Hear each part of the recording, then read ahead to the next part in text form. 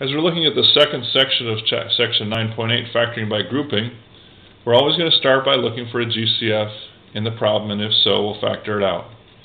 Now, in this problem, these three terms do not have a GCF, so we're going to have to use the MAC method.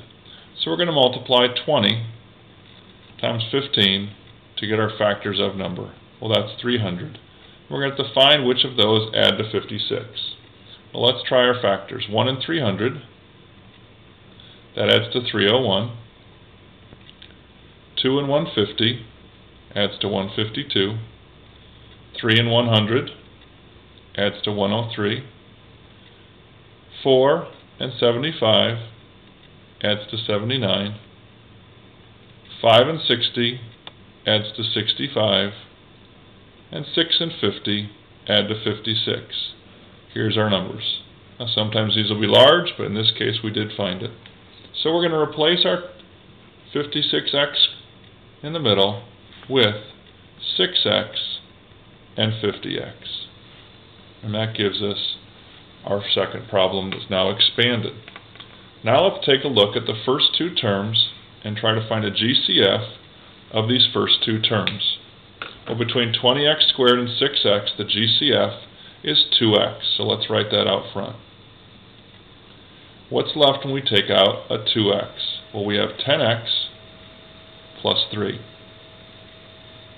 We're going to put on our box and put down our 10x plus 3 at the back half. Now we say 15 divided by 3 is 5. And so we're going to put a plus 5 in our box. This leaves us with an answer of 10x plus 3 times 2x plus 5. We consider our final problem and determine, is there a GCF in either the first part or the second part, and in this case there is no GCF further, and so this is our answer. In our second problem, we have 6w squared minus 20w plus minus 16, and we're asked to factor this. So, first we're once again going to look for a GCF between 6, 20, and 16. The GCF in this case is 2. So I'm going to write down my 2, and I'm going to put that out front. And with that 2 as a GCF, we're just going to have to remember each time we work the problem, we're going to take that 2 and write it out front.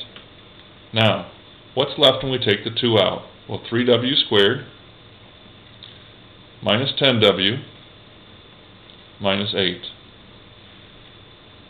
We have to find the factors now of negative 24, which is 3 times 8. And the reason it's negative is because of the negative 8. And then the add to negative 10.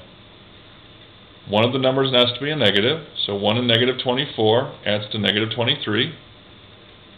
2 and negative 12 adds to negative 10.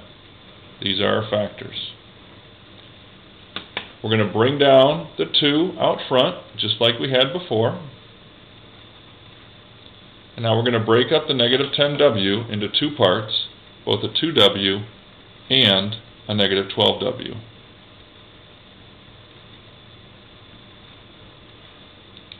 Once again, we're going to bring down the 2 out front as part of our problem.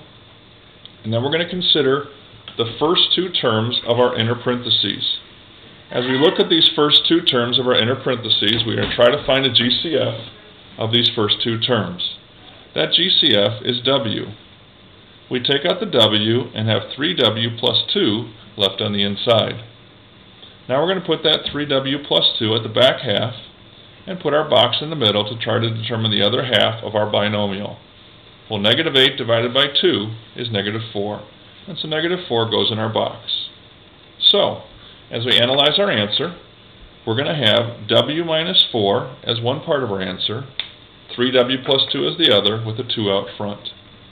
So there's our w minus 4 and our 3w plus 2. This is our final answer of our problem. Our square as we finish up the chapter of 25 squared is 625.